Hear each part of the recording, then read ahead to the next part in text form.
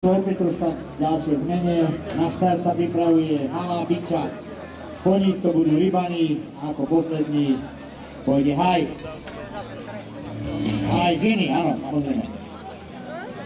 Tam tie dve ústva sa len prihodili, Rybani s Malou Bičou. To vydržím.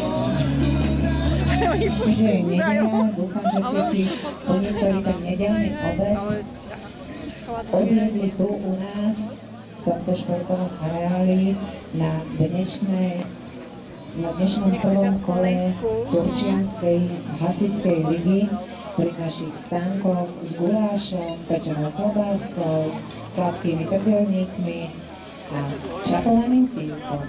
Takže dúfam, že ste si pochutili a vydržíte tu s nami až do konca.